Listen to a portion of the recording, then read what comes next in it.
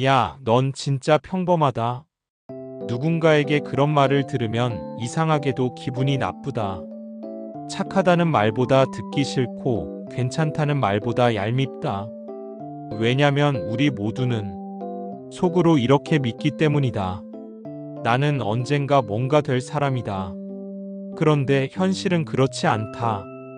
지금의 나는 아무것도 아닌 사람이고 직장에선 대체 가능한 부품이며 통장엔 예금보다 월세가 더 많고 꿈이라는 단어는 공허하게만 느껴진다.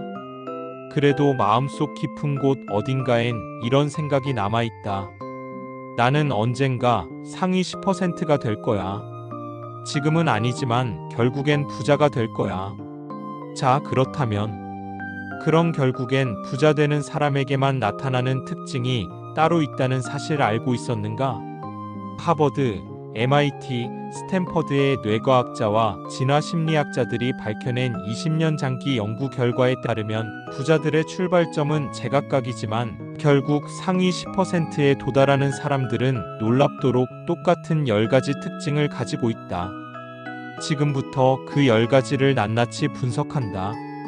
지금은 아닌 사람도 결국엔 부자 될 수 있는 이유를 증명하기 위해. 특징 1. 가난을 미워하지 않는 사람은 가난을 벗어나지 못한다. 성공한 사람들을 보면 공통적으로 이런 감정을 지닌다. 가난을 싫어한다. 그냥 불편하다 수준이 아니다. 2번 다시 돌아가고 싶지 않다라는 절박함이다. 일론 머스크는 어린 시절을 이렇게 회고했다. 나를 때리는 아이보다 더 무서웠던 건 오늘 저녁 먹을 수 있을지 없을지 모르는 현실이었어요. 그는 아프리카에서 굶으며 컸다. 그래서 돈을 벌겠다고 마음먹은 순간 모든 감정과 에너지를 분노로 바꾸었다. 하버드 심리학 교수 스티븐 핑커는 말한다. 가난을 감정적으로 미워하는 사람일수록 부를 향한 결심이 강력해진다. 그냥 잘 살고 싶다는 감정보다 가난이 죽도록 싫다는 감정이 사람을 움직인다. 이게 바로 결국엔 부자 되는 사람의 첫 번째 심리다. 특징 2. 배우려고 하지 않고 질문하려고 한다. MIT 뇌과학 연구소에서는 IQ가 높을수록 오히려 실패할 확률이 높아진다는 실험 결과를 발표했다. 이유는 간단하다. 똑똑한 사람일수록 질문을 안 하기 때문이다. 자신이 알고 있다고 믿기 때문에 세상에 질문을 던지지 않는다. 반대로 부자들은 대부분 학창시절 평범하거나 모자랐다. 하지만 지금은 세상에서 가장 비싼 질문을 하는 사람들이다. 왜 이 사업은 실패할까? 왜 이 소비자는 반응하지 않을까? 왜 나보다 못했던 저 사람은 먼저 성공했을까? 빌 게이츠는 말했다. 나는 책을 많이 읽지 않았다. 하지만 언제나 좋은 질문을 하려고 노력했다. 하버드의 행동심리학자 애덤 그랜트는 이걸 창조적 모멘텀 크리에이티브 모멘텀이라 불렀다. 질문을 통해 끊임없이 새로운 길을 찾는 능력. 결국 부자는 정답을 외운 사람이 아니라 질문을 던지는 사람이다. 특징 3. 자기 감정을 먼저 훈련한다. 돈보다 먼저 다스려야 할 것이 있다. 바로 감정이다. 스탠포드 대학교에서 40년간 진행된 마시멜로 실험을 보면 유년 시절 참을성 있는 아이가 성인이 되어서도 월 평균 수입이 더 높고 이혼율도 낮았다. 결국 자기 감정을 통제할 수 있는 사람일수록 삶의 모든 영역에서 안정과 성취를 동시에 누리는 것이다. 워렌 버핏은 투자 철학에서 항상 이렇게 말한다. 시장은 감정적으로 반응하지만 나는 감정을 통제한 사람과만 일한다. 진짜 부자들은 감정을 참는 걸 훈련하지 않는다. 감정을 기록하고 인식하며 감정의 패턴을 분석한다. 즉, 자기 감정을 이해하는 능력이 결국 돈을 움직이는 능력으로 바뀌는 것이다. 지금 화가 난 이유는 무엇인가? 내가 이 순간 지루한 이유는? 이 선택을 하게 만든 감정은 무엇인가? 이걸 매일 자문하며 훈련한 사람만이 돈에 흔들리지 않는 뇌를 만든다. 특징 4. 혼자 있는 시간을 가장 강력하게 쓴다. 성공한 사람은 모두 말한다. 혼자 있을 때가 가장 생산적이었다. 오프라 윈프리는 하루 30분을 반드시 고립된 시간으로 만든다. 스마트폰, 노트북, 음악 아무것도 없이 자신의 감정과 생각만 들여다보는 시간. 그 시간을 생산성의 근육을 키우는 시간이라 부른다. 하버드 비즈니스 리뷰의 HBR는 이를 심층 집중 구간 디프 포커스 블라크이라 정의하며 이 시간 동안의 두뇌 활동은 평소 대비 300% 이상 향상된다고 설명했다. 특히 혼자 있는 동안 사람들은 자신의 우선순위를 재정렬하며 장기적인 계획을 뇌에 각인시킨다. 부자들은 이걸 알고 있다. 그래서 10분이든 1시간이든 자신만의 고립된 시간을 확보하려 한다. 이건 명상이 아니라 부자 되는 두뇌를 훈련하는 방법이다. 특징 5. 습관을 쌓는 게 아니라 시스템을 만든다.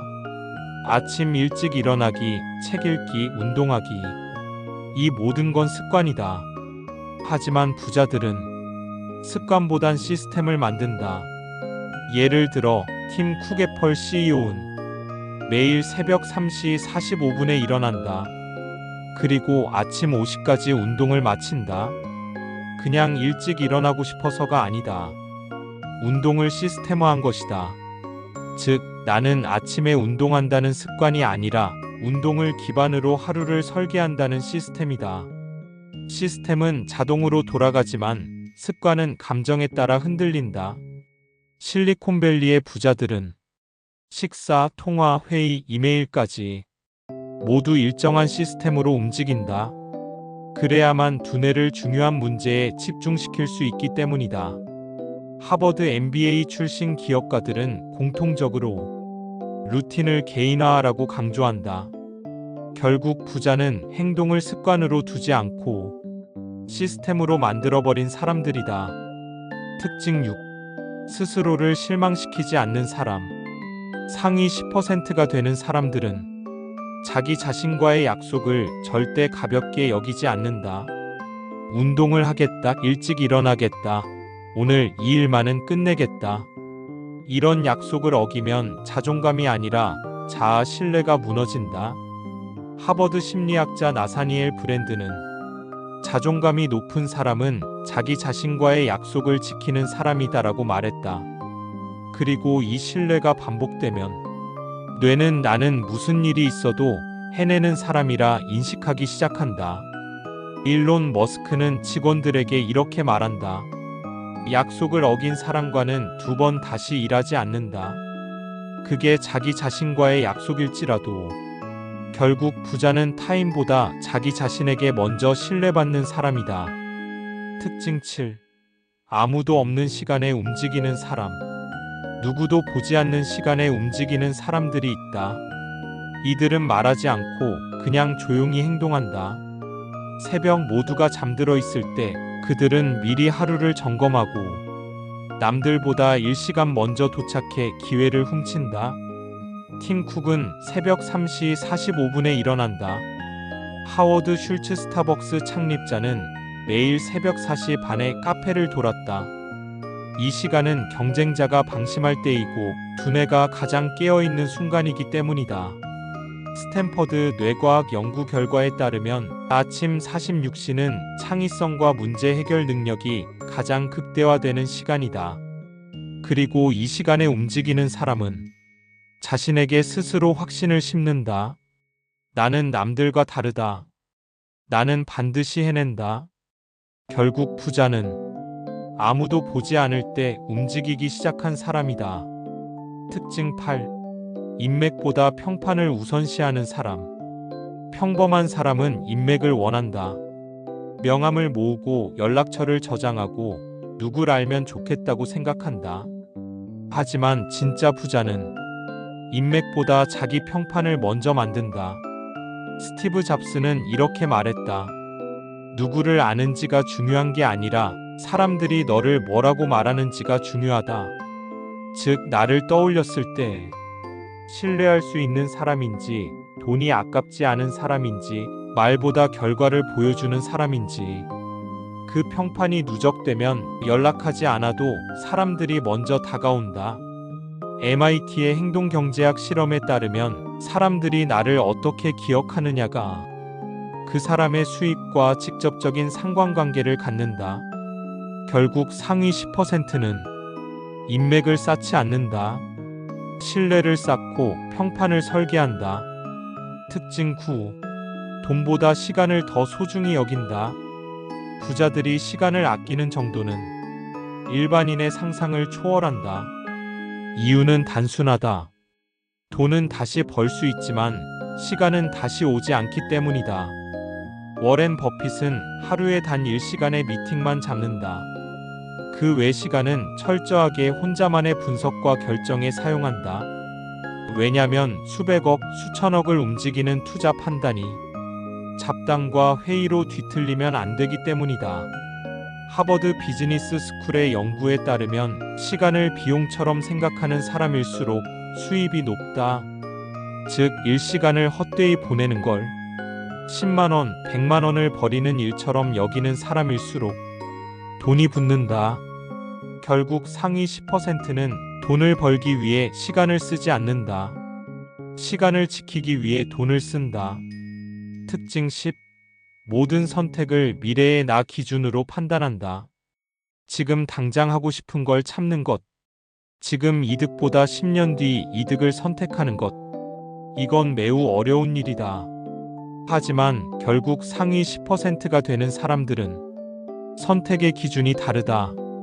현재의 내가 아니라 10년 뒤의 미래의 나에게 부끄럽지 않은가로 판단한다. 제프 베조스는 아마존을 창업할 당시 월급, 주식, 명예, 모든 걸 버리고 이 질문 하나만 던졌다. 80세의 나에게 이 선택이 부끄럽지 않을까?